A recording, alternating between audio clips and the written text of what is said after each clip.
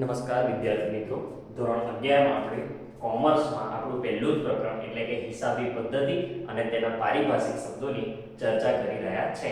એમાં આપણે પ્રસ્તાવનાથી લઈને બધી જ વાતોની જે છે એની ચર્ચા કરી. ત્યારબાદ નામો કોને કહેવાય, ત્યારબાદ નામાનો ઇતિહાસ, નામાના લક્ષણો, નામાના ઉપયોગો અને નામાની મર્યાદાઓની પણ આપણે ચર્ચા કરી. ત્યારબાદ એની પ્રક્રિયા જોઈ.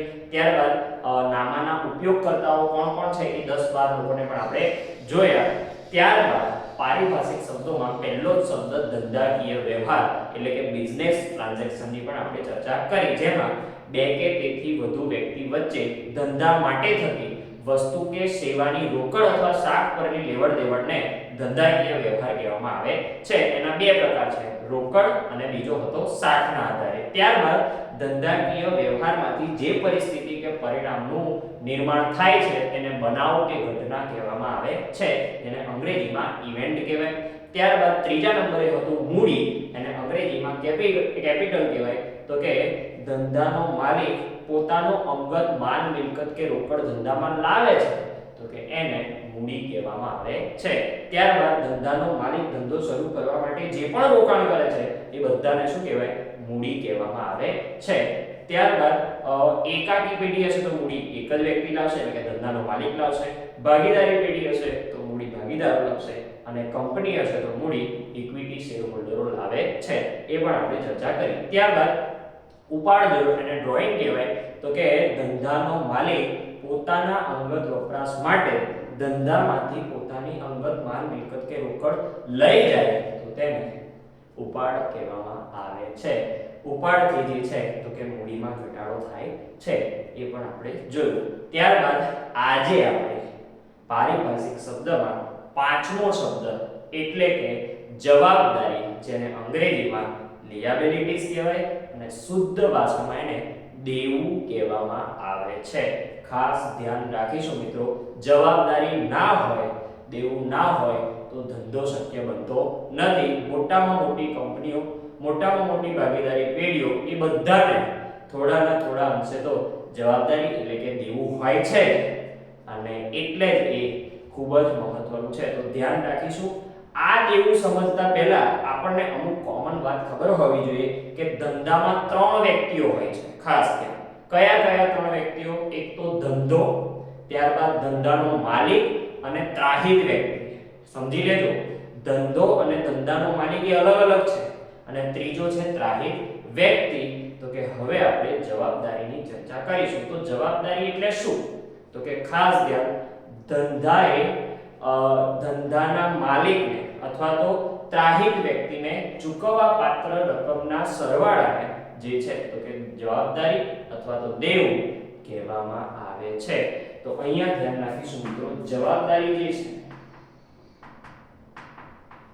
એના મુખ્ય 2 પ્રકાર છે. ખાસ મુખ્ય 2 પ્રકાર છે. એક સંબંધ કે પક્ષના આધારે, રેડી, અને બીજું છે સમયના આધારે. પહેલા હું અહીંયા લખી દઉં છું કે ધંધામાં 3 વ્યક્તિઓ હોય છે. કેટલી વ્યક્તિઓ? 3. ધંધામાં 3 વ્યક્તિઓ. કઈ કઈ વ્યક્તિઓ? ખાસ તો કે ધંધો, ત્યારબાદ ધંધાનો માલિક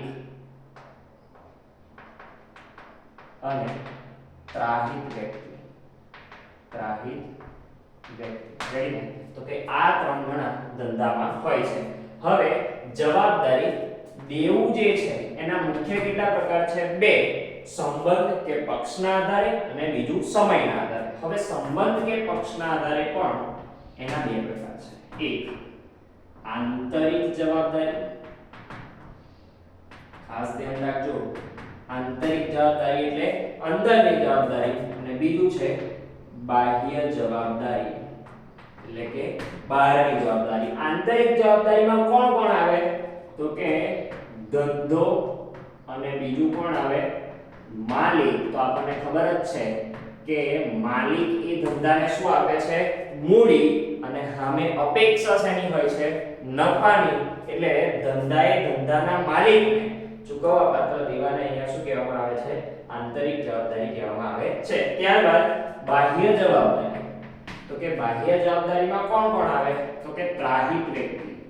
એટલે કે ત્રાહિત વ્યક્તિ એટલે કે આ બે જણા સિવાયની કોઈ વ્યક્તિ જોડેથી ઉછીના નાણાં લીધા હોય તો એને બાહ્ય જવાબદારી કહેવામાં આવે છે.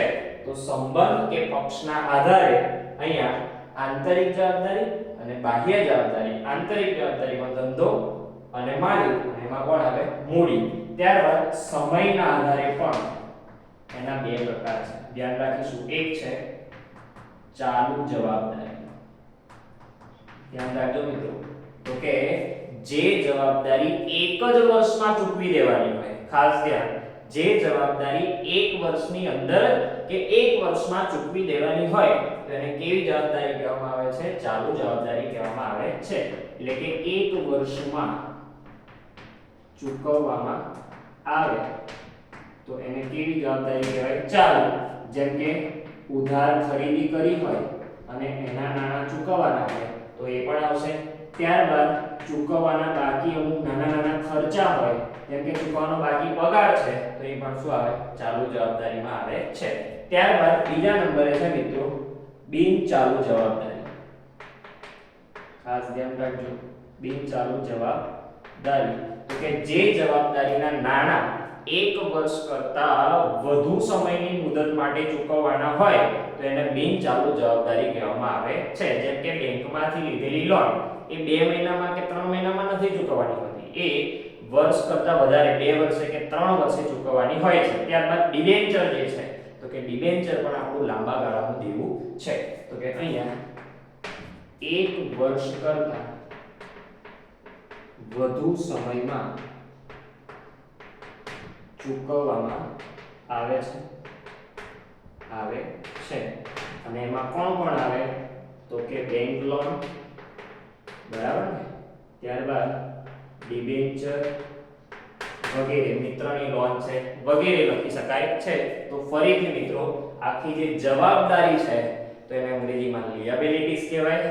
એ જવાબદારીના મુખ્ય બે પ્રકાર છે, સંબંધ અને પક્ષના આધારે, અને બીજું સમયના આધારે.